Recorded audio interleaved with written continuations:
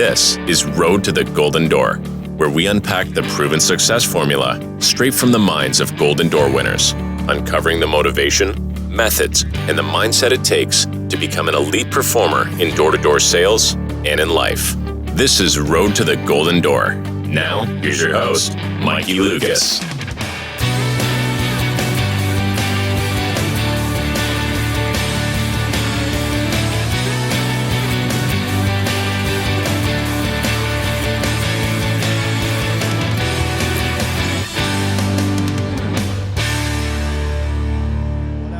Ricci, welcome to the show, man. Looking forward to jamming with you. How's it going, man? Thanks for having me. It's good to be here. Of course. Riccardo, you are an absolute gangster in the industry. You're the number one producer, closer at Future Home Power. I met you in California and San Diego, where you live. I know that you're from Italy, but you're an immigrant from Italy. You're here in America. You're in San Diego currently right now, which is the best city in the world. Personally, that's where my family's from too. But you are an absolute beast. I remember when we first met was in your office. We were in one of the boardrooms after a meeting. I delivered some content on how to be more productive, efficient, and effective with your office. And I met you. You were like walking in and out, and I saw you. You're on the phone. I was like, "Who's this guy? Is he like an operations guy?" He's like talking about installs a lot. I was like, "Oh, it's one of the cool ops guys." But everyone was talking about Ricci. I was like, who's this guy? I don't see him here. I was like, oh, he's that good. He doesn't come to meetings anymore. And after the meeting, I was like, hey, what's up, man? Like, what do you do here? You're like, I'm Ricci. I'm the number one sales guy in all of Future Home Power. I was like, oh, I thought you were like an install scheduler guy. So that's kind of where our story starts. But yeah, I remember that. Tell me a little bit about yourself. So I know you did 174 installs last year, right around there, give or take a couple, right? But tell me a little bit about yourself. What's your background, man? Quick background on myself. I'm from Italy, as you said, born and raised. So I moved here about 6-7 years ago. My whole background is soccer, professional soccer. I played my whole life back home before moving here. I came on a soccer scholarship. I decided I wanted to go through university, come to the US, just have a different life experience. So it came that way. Played 4 years of college soccer, found door-to-door my junior year, started in alarms. I had my first year in alarms, transitioned to pest control. And then transition to solar. So I've done all the industries back and forth. Now I'm put in solar. But yeah, that's a little bit about me. I love it. And what's really cool is I'm excited because we originally started doing coaching together last year, I think in like late summer, and you had the same issues that everybody else had is in regards to what they wanted with their life as far as a goal with financially, which I was like, wow, dude, like Riccardo, like you've got it all together and you still had some. I mean, first of all, I want to say this is that you were significantly further in the financial literacy than I've ever seen any solar rep in my entire career. I will say this all the time. There's like 3 people in solar that I'm like, wow, we talked and you actually got it. You just needed help with accelerating it, which is why we started working together. So I was really excited to work with you. And now I'm even more excited to put out what you've done and just honor you through the platform, through the podcast. So Riccardo, you've had, we've talked again, even off mic and on the phone, and you've had so many hurdles that you've had to go through, and yet you still finish the race, not every year, not every month, but every day. And that's what I know that you like to break your stuff down, as far as your tracking stuff like that goes. So tell me a little bit about some of the habits, if you will, of how does somebody get, that's a 60 deal a month guy, 70 deal, a year guy, 70, 80 deal a year guy, how do they get to 174? Cause I know you're on track as far as your numbers goes. What I've seen is you're on track to hit 505 or something like that this year. So how do they get to 174 in the first place? Yeah, I think it's really all about systems, and I'm huge about systems. I preach it every day to my guys. All of my reps, they hear me and I'm a broken record, right? I talk about the same thing all day long, every day. And I'm just huge about routines, consistency, and just being consistent and disciplined with what you do on a daily basis, right? I see it all the time. I don't necessarily, you'll see guys selling 60, 70, 80 deals a year. You'll see somebody selling 150, somebody selling 300, right? Once you're good enough to sell 60, 70, 80 deals, the difference in talent, like sheer talent itself, to go from 80 to 200 is not a big jump, right? If you can sell 60, 70, 80 deals, you can sell 200. All you have to do is actually just work more. And how do you work more? If you already feel like you're working as hard as you can, you have to work more efficiently and make your time a priority. So I'm huge on that. And I think that's been one of my big things of going from, 174 last year. That was, half a year last year, 174. I'm on track for 500 this year. I'm working about the same amount, slightly more. Obviously, I'm always working as hard as I can, but I'm working a lot more efficiently to getting things done. And so I think that's a big thing for me, is just understand that being out there and just being busy all the time is not enough. If you're not knocking efficiently, you're not closing efficiently, you're not doing all these things in an efficient way, that's going to be your biggest hurdle. Because we always have 24 hours in a day, right? And so you have to maximize them to get more numbers. That's my big thing. And make sure that at all times you're doing the most important thing that you could possibly be doing at that specific moment. I speak about that all the time. So you're telling me that you just repeat the same thing over and over again, and are guys still not catching on to that?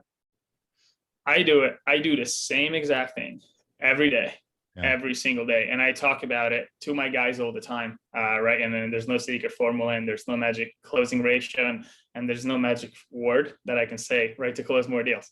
I do the same thing, right? My closing ratios are really, really high, but I keep those consistent.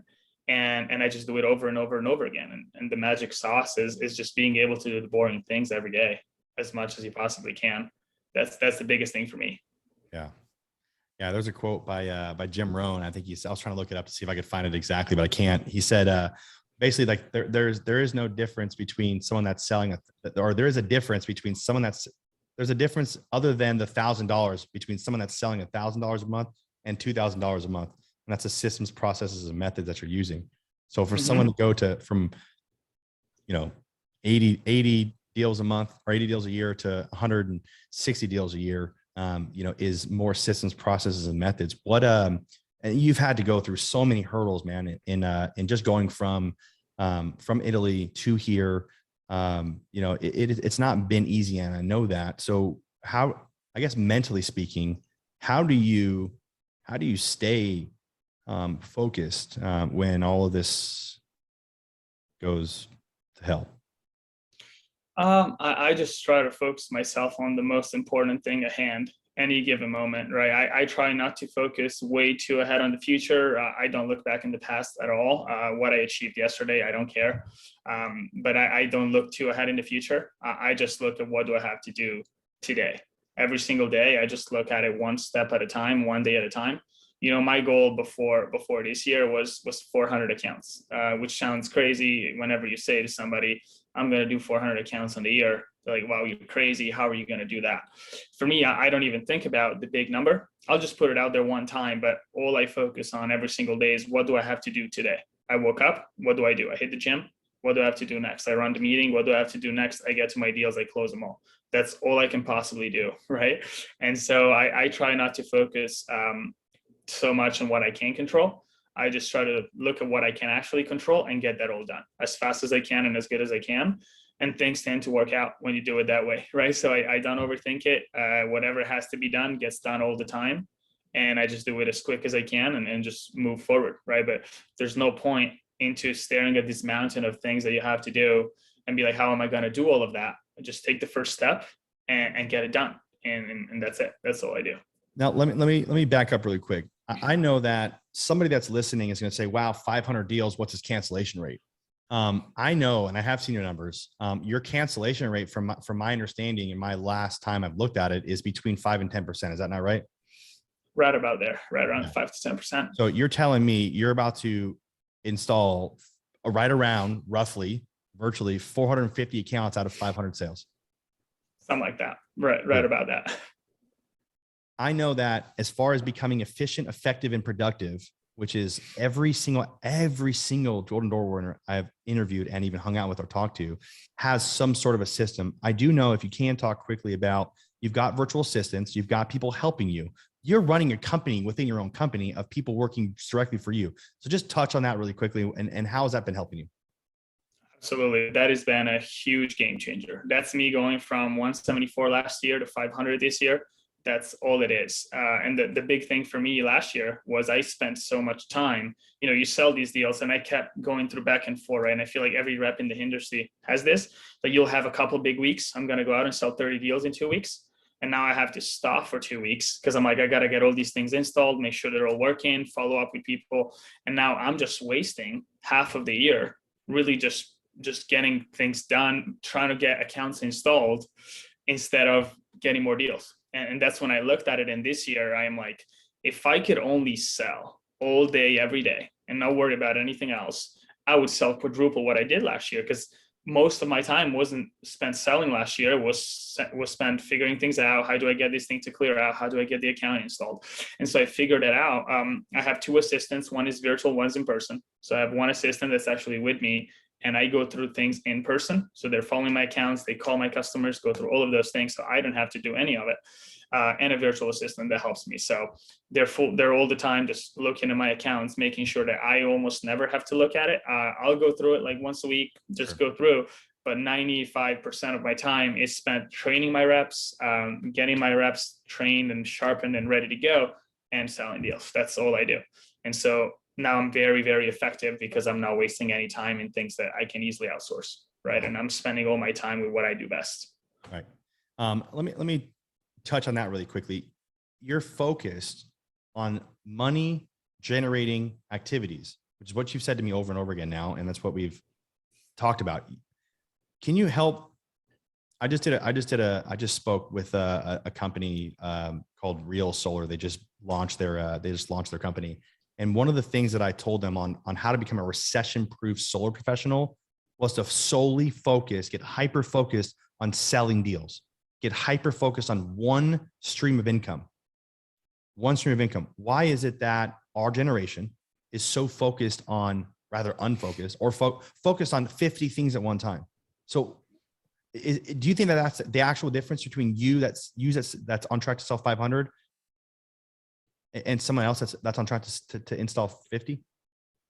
Yeah, I wouldn't say that's the only difference, but it's definitely big. I would definitely say that there's definitely probably other things that are different, but I would say overwhelmingly, if you ask any of the guys that work with me or any of my reps, what does Riccardo do when he works? And they would tell you I'm a maniac, right? I'm obsessed. I work all the time and I'm only focused on one thing. The reason why a lot of people don't do that, I think it's just easier not to, right? It's very easy. It would be so easy for me to go and sell 4 or 5 deals this week, and then by Wednesday or Tuesday, sit back at the office and be like, man, I'm so busy. I got to get all these things installed now. I got all these accounts. I can't go out and work. I mean, I just got to get these things installed. Just a very easy excuse. And I see it all the time, right? I've trained tons of reps. I've worked with lots of reps. I've trained many of them. I'm running we have 30 people in my office right now. I branched out, so I have my own office. And we see it all the time, right? Guys start having a little bit of success. They have a big week, couple of big weeks, a big month. Guess what happens the next month? They slow down. They get in their head and they start figuring, oh, hey, well, I've got all these accounts. I got to sit on my desk, sip coffee, and try to get them installed on my laptop. And it's just a very easy excuse of getting out of what you actually have to do, which is, you have to sell deals and you have to generate more revenue. It's obviously way harder to do that than to just sit and try to get deals installed. Just an easy excuse to me. And so I try to eliminate every single excuse I can possibly come up with. I eliminate it. I take it out. And so if I have people working on my accounts full time, I don't have the excuse to sit down and work on my accounts because somebody's already doing it and I'm paying them to do it. But I see it all the time. And as you say, I feel like most people in solar, but in general in the industry and other industries as well, just struggle to be hyper focused, really. And that's the number one thing. I just feel nowadays there's so many opportunities. There are, because there really are, right? There's so many different ways to make money, be successful, be entrepreneurial. You can make money anywhere. There's so much opportunity online, anything. And so the hardest thing is just really be put and focused and just focus on one thing and just do that one thing without looking at shiny objects and other things that you could be doing. That's my biggest thing. Is just once you commit to doing something, you're going to be the best at doing it. And if you're going to be the best at doing it, you just go all in and that's all you do. Right. That's the way I look at it. Wow. Dude, that is so, dude, that's the mic drop right there, dude. That is so so vitally important for success in any career. I'm excited to see when you're married and have kids, the father you're going to be, the charitable givings that you're already doing and what you're going to continue to do locally and back home where you're from. I mean, you have such an awesome career ahead of you. Dude, I'm excited to just be your friend, to call you friend, and to see your success continue to move forward. So that's dude, it's awesome to see you from even from afar. So that's awesome. Appreciate it, man. Thank you. Of course. Tell me a little bit about, so I kind of know what's working, what's not working. I don't want this to be a, shit on reps really quickly, but what do you mean? Like, again, you're able to, I mean, obviously, you're not running the company. We know that you're in 4 or 5 houses every single day. Like, we know that. What do you think some of the reps that are they trying to make up if they can see you doing what you're doing, are there still reps in your office and other offices that you know of trying to that see hitters like you, and they're still trying to do their own thing? What do you think their excuse is, or what have you heard? Yeah, I wouldn't say as much in my personal office because I'm really, really strict on that, first of all, but I like to lead by example, and I'm very transparent with all of my guys. So I'm actually really proud of all of my reps that I've trained this year, because they've all done a really good job staying focused in what they have to do. And the reason why I'm selling the numbers I'm selling is because they're helping me, right, with setting and pushing and all of these things. So I'm really proud of the reps I've worked with, and I don't see that as much. They're all really focused. And that's also because I spend a lot of time preaching about it and talking about it every single day. If you come to our morning meetings, that's all I talk about every single day, is just be focused every day, just stay focused on the task at hand. So I don't see that as much in my personal office. I see it a lot in other offices, for sure. And then I think it comes down to 2 things, really. Is number one is the discipline to stay focused, right? Because especially if you've been in the industry for a while and you're not a rookie and you kind of self-manage and you're self-sufficient, nobody's going to tell you what you have to do, right? It's up to you. And if you're not very structured, as I said, it's just very easy. And I feel like everyone gets the urge to do those things. It's not like I don't get the urge, to relax. I just force myself not to, but I get the same thing. So I can understand where other people come from in finding out, hey, I've got 50, 60, 70 deals. That's a lot of money. Do some math. Great. I'm comfortable now. I'll sit back and get these things installed and kick back. So I can see it. I see it happen all the time. That's not the way I like to do it, right? So I don't necessarily agree with it, but to each their own. That's really what it is for me. But I'm proud of my reps and people that are probably exposed to me directly and see how I do it. I don't see that as much, just because they can see, I feel like, the results that sticking through and pushing has. And so I feel like a lot of time when reps are going through that, they're just lacking strong leadership of somebody that can actually show them what to actually do, right? Because it's very easy. I've seen lots of offices and you have, leaders in the office that are talking all day long, talking. But at the end of the day, they're sitting at their desk waiting for their reps to sell, right? And so I like to lead from the front. I'm there, and if I'm going to tell my guys to do something, if you're my rep, and I'm going to tell you, you have to work as hard as you can every single day, and you don't take off, I don't take off, and I better work harder than all of them if I'm going to tell them, right? If I'm going to sit in front of the room and tell them they have to work every day and never take off and work as much as they can, I better be working harder than them, and they can see it, right? So I feel like as long as you're leading from the front and there's an example of somebody doing that, that helps all of the reps. If I was just sitting there saying, hey, you guys need to work hard, and then they would see me sitting at my desk and not actually doing what I preach, they would stop doing it immediately. So that's big for me, is have full accountability. Because if you're a leader in an office and your reps are not working super hard, chances are you're not either, right? Because your reps are always going to follow the leader and who the top producer in that specific office is. So I can guarantee you the best offices I've seen, they always have one big top producing rep that leads everybody else and pushes them. And when you see reps, relaxing or not producing at a high level, chances are there's not somebody in that office that's actually pushing the pace and showing him how it's done. in a way. So I think that's big, and that goes, obviously part of it goes onto the rep, because you have to take self accountability, and if you want better results, you take accountability for yourself. Half of it goes onto the leadership of just being better leaders, right, and have more accountability. Right. Yeah, I see that way too often. It's discouraging to hear when you could drop so much knowledge and fire like you just did there, and then they won't do something about it. It's the whole, it's actually that I asked John C. Maxwell in person. I said, I asked him, and I learned it from his book. Good leaders ask great questions. I'm not sure if you're familiar with the book or not, but it was, how do you lead someone that's unleadable? As a manager, like, how do you do that? And he talked almost identical of what you just said there.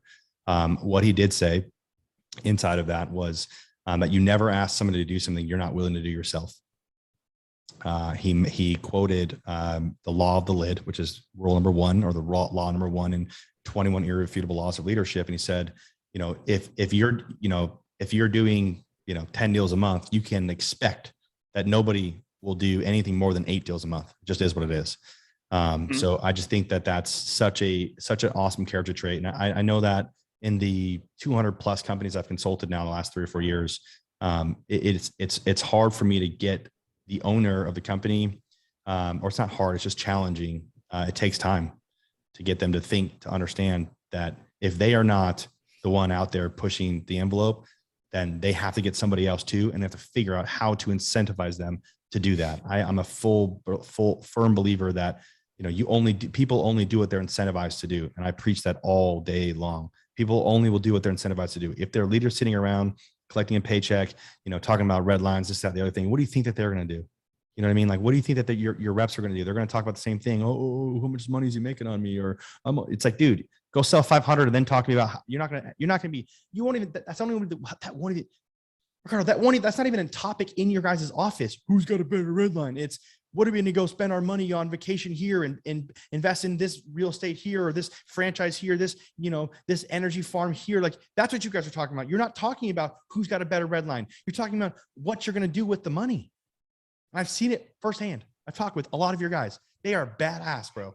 Your guys are not talking about who's got a better red line. I want to be a closer. I don't like being a setter. No, I would be your setter all day long too, Riccardo, because you close everything. So if I would make more money setting up deals and I'm a better setter than I am closer, then I would rather be a setter for you than be a closer. Why do people think they have to go from, oh, I'm a setter, I'm the low life? No, you're not, bro. Your setters, Riccardo, are making a lot more than most, if not all, like most, a lot way of them, more. 90% than most closers in the United States selling solar panels. Am I not right? I've seen their numbers. Absolutely. We talk about this all the time, right? It's an ego thing as well. Like 100%, you hit that in the nail, because we have a lot of these conversations. I would probably say 80 or 90% of my setters make more money than most solar closers. Probably almost all of them. They're probably in the top 2-3% of earners in solar just by setting. And we don't really have a differentiation in a way that, hey, setter, closer, who's more important? Well, I'm not more important than a setter, right? Yeah. If you didn't give me that lead, I couldn't close the deal. And so I'm not more important, they're not more important. It's an equal relationship. It just makes everybody more efficient, right? I couldn't be selling 500 deals a year if I didn't have an amazing group of guys setting good leads. They wouldn't make as much money as they're making if I wasn't closing their deals. So it's just, everybody's happy, right? It's a win-win situation. So that's the way we look at it, is we try to stay away from all the petty things like, hey, I want this or I want that. I want to close because X, Y, Z. I'm just very black and white, and I want all my guys to be very black and white. And we look at it and we're like, okay, how much money are you going to make doing this? How much money are you going to make doing this? How much revenue are you going to drive if you do this? How much revenue are you going to drive if you do this? If the answer is more revenue doing this, then that's what you do. And that's it. That's very simple framework for me to make decisions, is we just do at all times what drives more revenue. That is it. That's very simple. And yes, that's all it is. I see it all the time in other companies. I see guys trying to start closing on their own after a month, and like, hey, I've set 5 deals, now I can close. Why do you want to close? If you can make more money, way more money setting, why do you want to take a voluntary pay cut and go figure out this whole other thing now, just to say that you're a closer and have your ego, right? It's just ego at the end of the day, because I can guarantee you, and I say these all the time, if I had another person in the office like myself and I could go set deals for myself, all day long, that is exactly what I would do. If I could go set deals and make more money than I could closing, I would do that. And so I try to stay very, and I preach that to my guys, and they do a really good job with it, but I try to stay very unattached with my ego. I don't like to get involved with that stuff of saying, this is better than that, or I'm better than you. It's just about, at the end of the day, what are we better off doing? And then that's the answer. Dude, that is, yeah, I know that our industry would make so much more money if they got rid of their ego. And I understand, a lot of these guys, they come in from other offices or other industries, or, they come in wearing the ring from their college. It's like, dude, like, door to door is not, does not show partiality, favoritism to any race, sex, religion, anything. It is, if you put in the work, you will make money. We don't show partiality. We don't show favoritism. It just doesn't happen that way. Absolutely. Absolutely. Let me ask you this then. Talk about quickly the importance of having a badass system behind you, because you could just as easily go start your own dealer, which I'm sure people have probably approached you and said, go start your own dealer. What are you doing?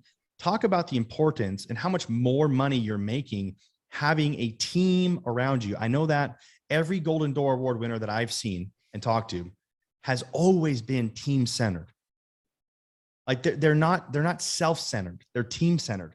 Now you have to be selfish in certain cases. It's the same thing as when they tell you on an airplane, hey, if we lose oxygen, if we lose altitude, we're going to lose oxygen. You need to put the mask on yourself first, because you're not going to be able to breathe to be able to save your kid next to you.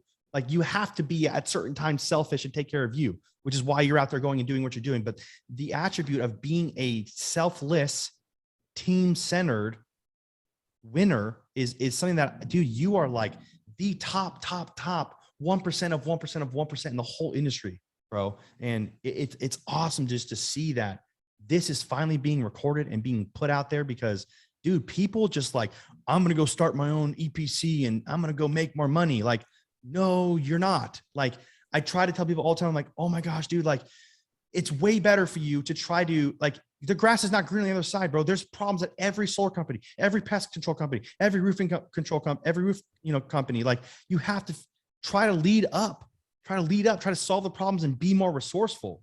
So tell me a little bit about why is it that you feel like having a team and where you're at has not just made you a millionaire, or more than that. But why is a team around you that you have and the resources you have been so important into your success in your career?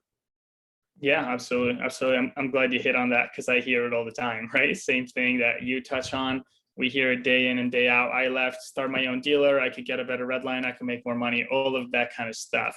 Reality is, no, you can't, right? That's the bottom line of it.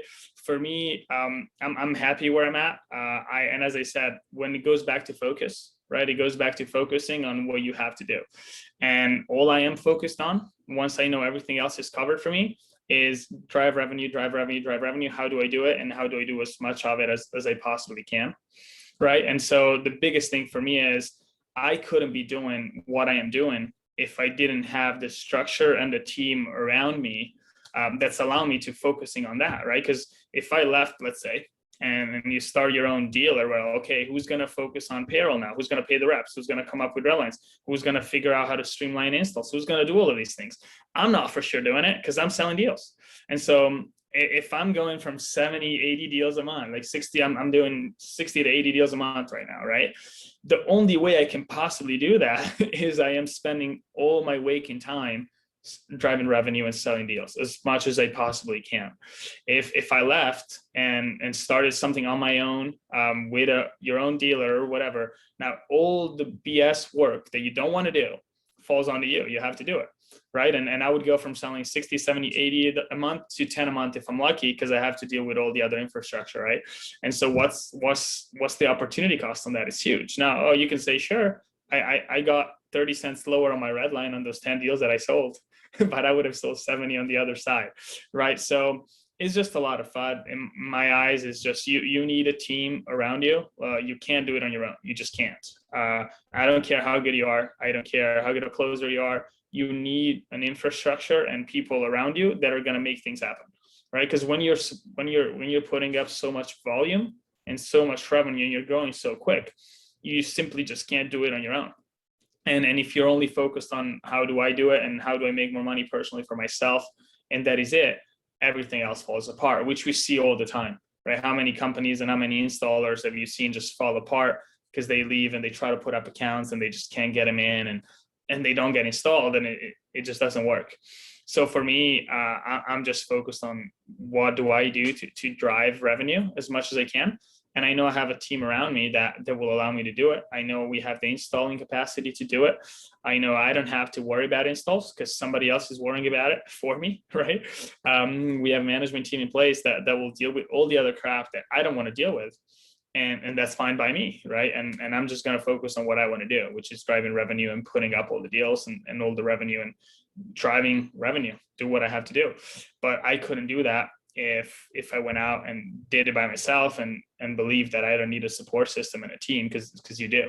And anybody that's sold at a very, very high level successfully knows that and got accounts actually installed and fulfilled and pulled through, right? Because it's a thing to sell 70 deals a month.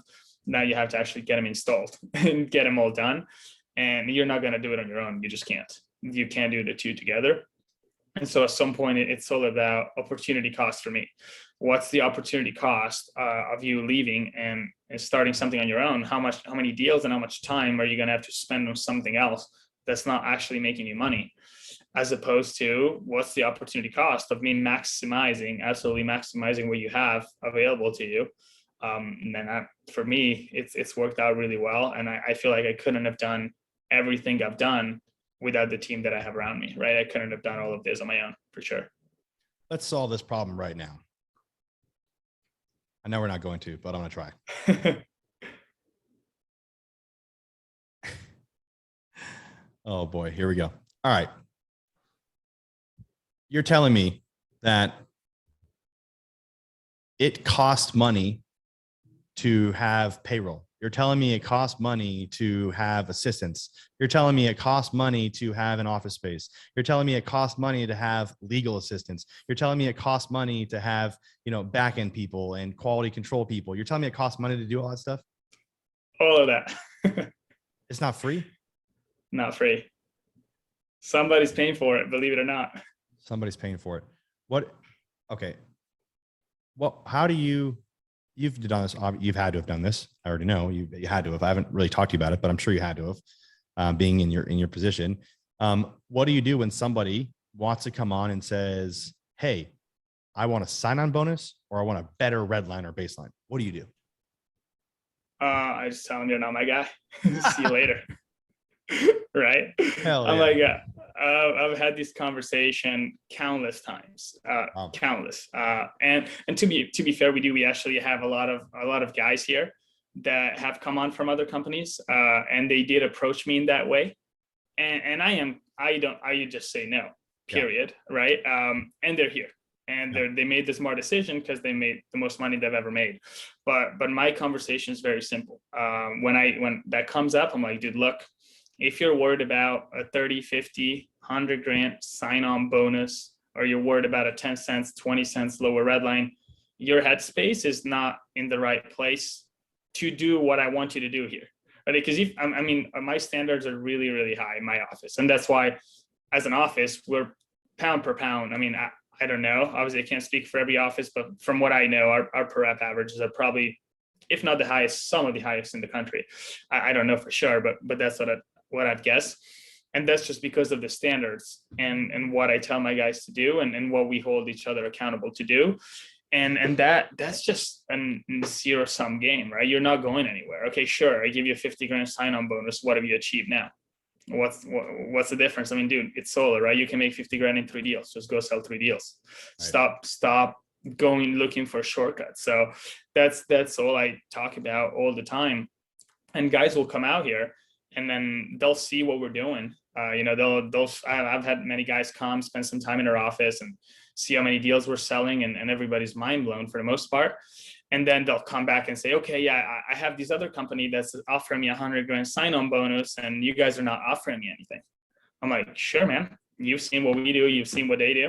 If you want $100,000 sign-on bonus and then go sell 5 deals a month, that's your spot. Go right there. I don't need you here. If you want to actually learn how to sell 20, 30, 40 deals a month, then come right here. I'm not going to give you a cent. If you want money, you go make it, right? And go work. So that's how it is. I'll show you how to make as much money as you possibly want, but I'm not going to give you any, right? And so that's how I look at it with all of our reps.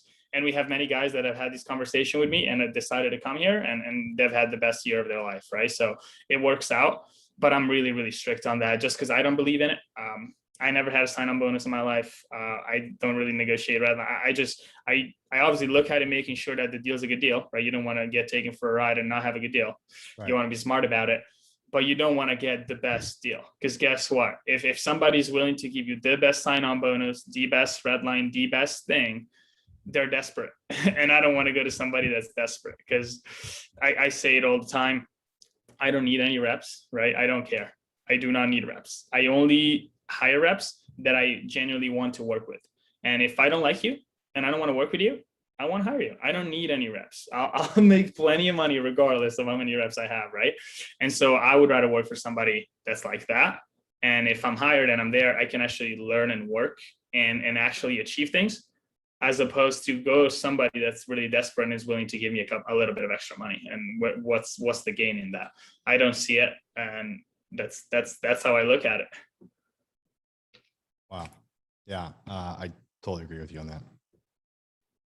It's yeah. And you see it all the time. It's just funny because every time I get a rep to ask me that, I just laugh.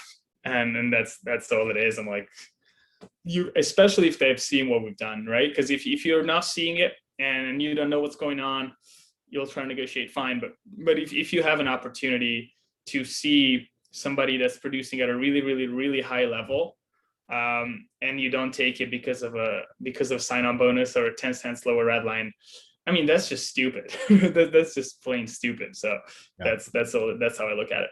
I think that was really cool. Let me touch on that really quickly. You said that if someone's giving you if for instance, if I can work for some other company and get a 5, 10, 20, 30, 50 cents lower red line, and and not only that, but they're also promoting 3-day installs, 25-day, PTO times or whatever. Like, again, I'm obviously being resorting to the ridiculous here, but yeah, it's true. It happens all the time. I see it. And I literally, when I was building my companies and recruiting, I would have to try to negotiate for the betterment of their life. And I'm like, bro, that is not going to they literally think I'm trying to sell them. And I'm like, fool, no, I'm trying to talk you off a damn cliff. Do you need me to use black swan freaking negotiation tactics to help you not go waste 6-7 months and then say it's solar's the problem? It's not solar problem. It's you're the problem. You think because, you're just trying to, it's these guys that they want to win every deal they go into, not realizing the whole picture here, the whole picture of, listen, if you go play on the Seattle Mariners, I guarantee you're not hitting as much home runs as the New York Yankees right now. You're going to be hitting a lot more. They're the number one right now, at least right now. It's currently recording the highest in the beginning of the season for home runs. These guys are just hitters. They're hitting all of them. Stan, Judge, all of them. They're all just hitting, right? Rizzo, they're all just smacking. Even they're all just hitting. So that alone is not even, I call it your investment thesis when it comes to investments. There should be a solar thesis. We should create hey, if you're looking for a company, you should look at these things. Now, I'd like to keep those hidden because I would, it was what made us different. It would have made us different when we go to I wouldn't ask. I would not. This is one of those part of the investment of the solar thesis of when we would go to either A, why we should hire you, or B, why we should hire the installer. I don't ask. The first thing reps do is they go in and say, what's your red line? I don't ask what's your red line. I want to know what your PTO times are and how many times to an installer, at least, how many times they failed on the first inspection. And then I want to know how many times they failed in the second inspection and third inspection. And I want to know those numbers before I go to that and actually will commit to getting in with that installer. So I'm flipping the script, bro. I'm interviewing you. You're not interviewing me. And reps, they go with the wrong mindset. Like you said, that's not my person. That's not my ideal client avatar, if you will, for holy shit. Do you hear that? I'm sorry. We're getting some big storms. Yeah, I heard that. I heard that. Jesus. You know, you're not my avatar. We are hitters. Like, if you will not shave your beard, you're not gonna be a Yankee. That's a standard. Golden Door Award winners, you've heard it from him here, guys. Riccardo, Ricci, you have to have a damn standard. If you're not willing to take a lower red line to be around hitters that are actually getting paid, you will not make it to the next level. You have to raise your standards. These guys that are in solar, they're out there trying to make more money. They're out there trying to change their lives. They want to be the ones for their family. They want to give back. They want to contribute, but they're over here trying to find a freaking 4-cent better red line. And not only that, then you're selling 4 deals a month, 2 deals a month. You're like, holy crap, dude, just go and sell. Like, do the numbers, do the math. If you would sell 1 more deal a month, which you can, trust me, you can. Everyone has 168 hours in a week. Everyone has 24 hours in a day. Like, go and utilize that. You're not even utilizing those. It's too bad. I honestly, man, I feel sympathy. I don't empathize with them, but I feel sympathy. I'm like, I really feel bad for you, man. Like, you could be doing so much more. Like, you have so much potential. I was told that growing up, like, Mikey, you have so much potential. You have so much potential. Like, potential unrealized is waste. And Riccardo, you're hitting the ball out of the park every single day, bro. And it just goes to show that the people around you respect you, and they do. When you walk in, it's like butts pucker up, dude. They're like, Riccardo's here, making sure. And most of them, they're comfortable because they're like, no, I'm doing what I said I was going to do. That's why my butt's not puckered up. The ones that butts pucker up are the ones that are not doing what you asked them to do. They're really, really comfortable around you too. I've noticed that. And they look at you like, not that you're some sort of a god, because that's one thing I do want to make sure that we focus on this podcast, is that, and the show, is that, you know, we don't look at Golden Door Award winners that sell 500 as you're somebody different. Like, you still struggle too. You said it already. You struggle, you know, on a day-to-day basis. You get shiny object syndrome from time to time. I know that. We've talked hours and hours and hours on the phone. You do struggle with that. Now, maybe I'm just your outlet for that. Right. And you're like, oh, well, okay, I'm not going to do that. So maybe I am that, but you know, you still struggle with all these same things everybody else that sells 30, 50, 60, 80, 100 deals in a year, they do. And you're nothing special. You just do what you said you're going to do. And your guys, dude, they love you, man. It's really, really awesome. So yeah. I've got a quote. Absolutely. I've got a quote here that I have in one of my offices back home in Las Vegas. It's from Kobe Bryant. It says, I can't relate to lazy people. We don't speak the same language. I don't understand you. And then he says this, I don't want to understand you. Like, that is the ultimate freaking cleaner right there, dude. You know, in the book with Tim Grover, that is like the ultimate cleaner. And it's so awesome to see that a guy like you with the company that you're in does not waver on a sign-on bonus or a lower red line. You just say, no, I'm going to show you how to sell 10 times more deals than you've ever done in your entire life and get them installed. That's all it is. And then that quote hits it right in the nail, because I actually joke around, you know, Travis, he runs the office with me, so we joke about it all the time. And I, as you can see, I mean, I'm very black and white. You see what I get, or you see what you get, right? I'm not gonna flip or switch or change in front of my guys. And if I say we're gonna do something, we're gonna do it, and you know for sure I'm going to do it, right? And a lot of times, I struggle for sure understanding when people don't work. I genuinely do. Right? We have jokes all the time about this. I will be talking to somebody that has not been producing, and I'm just like, I just don't understand. Like, you literally have the best opportunity you have ever seen in your entire life. You know what to do. It's not like you have something else major going on. You're sitting on the couch. Why are you not working? My brain will not comprehend it. And my guys make fun of me all the time. Like, Riccardo doesn't understand. Like, yeah, man, it's normal. Like, they're feeling lazy. They're feeling unmotivated. Like, why don't you understand them? I'm like, I just don't. I genuinely don't. And it's not a bad thing. I believe I don't think I have to understand. If I was in those shoes, you'd want to understand what the guys that are doing what you want to do are doing. I don't have to necessarily struggle to understand what's going on and why you're not working, right? And not to sound not empathetic, right? Because I think I am very empathetic, and I relate to all of the reps and how they feel in all their different challenges. But the more you actually try to understand it and put themselves in your shoes, you're validating how they feel. And you shouldn't validate that. You should just do what you have to do. And the more you make that a standard, the more everyone will do it. And the more it is better for them, right? Because then they achieve what they actually said they were going to do. And as the leader, the more unwavering you are and the least you're willing to tolerate, the guys will feel it. They'll achieve more as a result, and they'll love you for it later, even if you're tough in the moment, right? So that's the way I look at it. So goes the leader, so goes the culture. Absolutely. Dude. All right. What an awesome conversation, bro. I really appreciate this. Tell me, I already know personally, but I want everybody to know what the mind, the heart, the motive behind Riccardo Ricci is. So what is Riccardo Ricci's end goal? It's always changing, right? It's one of those things that the more you grow and the more you mature, it's a moving target. I don't think you ever get to a specific end goal to where you're like, I'm done and I've achieved everything I wanted to. I don't think you ever get there. Right? So it's a moving target. For me, it for sure has. So it changes all the time. And I think the more you mature and you grow and the more you actually achieve those things that you wanted to achieve, the more you get to understand that there's more important things, right? And so for me, I used to be, right, when I started, my only goal in life was I just want $1 million. That's all I care about, right? That used to be when you started. And then you do it. And after that, you realize, okay, yeah, this doesn't mean anything. And then you start moving on to things that actually mean more. And you grow as a person. So for me personally, I don't focus as much on the end goal as far as just like the journey.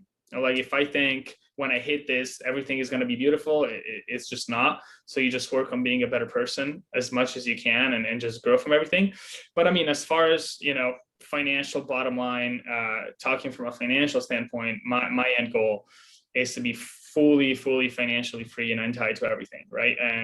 And that just means have generational wealth, assets, real estate, businesses, stocks, crypto, all of those things, but be at a point, which I honestly already am, most likely, but more be at a point to where you can do whatever you want at any given time, right? The thing I love the most about my position right now is I do not have to work, but I want to work and I love to, but I don't want to. If tomorrow I said I don't want to work anymore and I am done and I don't want to do this crap anymore, I could. Not that I will, but I want to have the full freedom of just choosing what I want to do at any given time. And so I think all of the hard work I've put in got me to this point to where now I could do whatever and said, hey, I'm done. You know what? I'm going to go travel for a year. I'm going to go travel for 2 years. I'll fly back home to Italy, spend a year with my family, whatever it is. I want to have the option of doing that. And after that, obviously, is just giving back. I feel like the more you'll grow, and there's times in life where you have to be selfish first. And I truly believe that you have to be selfish first in order to give back a lot more later. Because if you don't maximize yourself first, right, and you're not the best possible version of yourself, and you're not achieving everything you wanted to achieve, what are you going to give back to others? I mean, I can be nice to you, I can be a good person to you, but what impact can I actually have on you, right? As opposed to, I'm going to be selfish, right? I've been selfish the last couple of years, maximize, get as many deals as I can, get financially free. Now I can look back and I can help people and be actually like, okay, I'm going to actually have an impact. Like, I'm going to tell you what I went through, how to do this, how to do that, help you achieve these things.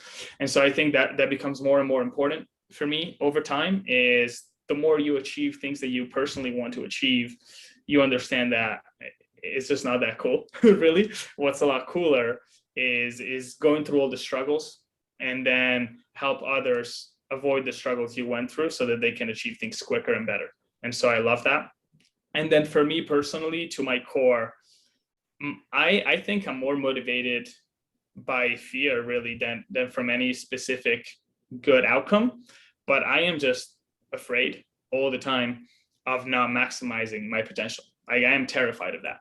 The thing that literally scares me the most, if knowing that I have lots of potential, and I've known in my whole life through sports and through business and school, all of those things. And I've always, you have potential, which everybody does. And once you really get to understand what your potential is and how many cool, big, huge things you could do, then my biggest fear is not doing them, right? Because I know I can, So that means if I don't end up doing all of those things, I only have one person to blame, which is myself. And so I fight that all the time. I'm like, I can be comfortable right now. I could be comfortable. I don't want to, because I know I have so many more things I want to do. And I'm just terrified of looking back 10, 20, 30 years later and be like, damn, I could have done all of these things, but I was too lazy, or I didn't feel like it, or I got caught up into this thing, or whatever. Right. So that's my biggest thing, is I just want to maximize everything I'm given and all the opportunities. I just want to maximize as much as I can, not to live with regret later on. That's what drives me every day, because I see it all the time. I see it all the time, and I don't want that to be me. I'm sure you've heard Jim Rome talk about the greatest potential is in the graveyard of people that didn't realize their potential. So absolutely, yeah, we all heard that, and I mean, we all know people that have done that. Like for me, it was I had that wake up call very early on. I think soccer gave me that when I was playing professional. I was very early. I started playing with adults when I was 16, professionally, 16, 17. And you would see, 32, 33, 34, 35-year-old players come back and they've had a decent career, and they'll come back and be like, oh, I wish I'd done this, if only I hadn't done this. And then we all heard those things. Oh, when I was 20, I could have done that, but I didn't, and blah, blah, blah, blah, blah. And you hear all of these stories of what if that, what if this, what if that. And I've just had the wake up call very early, and I'm like, I just never want to be that guy. I never want to be that guy that will look back, 10 years later and say, I could have done that, but that went wrong, or that went wrong, or this, right? The only reason it doesn't happen is it's my fault if I don't do it. And so I'll just do everything I can to do what I want to do. That's really how I look at it. Yeah, dude. I love that. I really appreciate you sharing that. That's very inspiring, Riccardo. Very inspiring. It's awesome to see that you're so on track, and you're going to give back so much, dude. And that's why I know one of your big attributes about you is that you love to give back. With philanthropy and seeking charitable donations is just something that you're super passionate about. So I'm excited to see what you're able to do. I want there to be names, Ricci, football parks, back home or whatever, and you going out and putting turf in your old places back home. So I'm excited to see with that and working with you on those long term. So I really appreciate you. And if you were to give any advice to anybody that's at that 30 to 50 a year mark, what would it be? Lots of advice, but I like to keep it very simple. To the bottom line is, if you're doing 30 to 50 accounts a year, stop worrying about anything that is not working more and selling more deals. Like, that is the easiest advice I could possibly give you.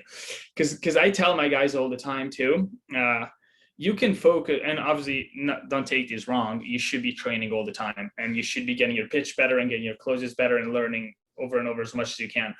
But really, so many guys get hung up in all of the details of, I have to tweak this part of my pitch, or I have to do this better, or what if I did this better? All of that stuff only matters once you get to a really high volume, right? If you're 50 accounts a year, all that matters is talk to more people. That is it. That's all that matters, right? All of those things get more important when you try to get more efficient. Once you're working as hard as you humanly can, then all you can do is keep working as hard as you possibly can and get better and more efficient. But if you're not working as much as you possibly can, all you should be working on is working as much as you possibly can. And I guarantee you that if you double the hours you work, you will double your production. Now, after you've gone from 50 to 100, and now you're maximizing every single second that you have in the day, and you want to go to 100 to 200, then we can talk about more advanced things, right? We can talk about your back-end operation. You can talk about how do you tweak your pitch? How do you close deals quicker? So instead of being in 3 homes a day, I can be in 6, so I can do it faster. All of those things we can worry about once you're maximizing your time and once you're maximizing everything else. But if you're not maximizing it already, and you're not talking to as many homeowners as you can, and just get more deals, work more hours, do more things, just put in more inputs, right? Focus on the inputs until they're fully tapped out. Once you're tapped out of inputs and you have no waking hours left and nothing else, then start worrying about, okay, how do I get better at this little thing? How do I get quicker? How do I get more efficient?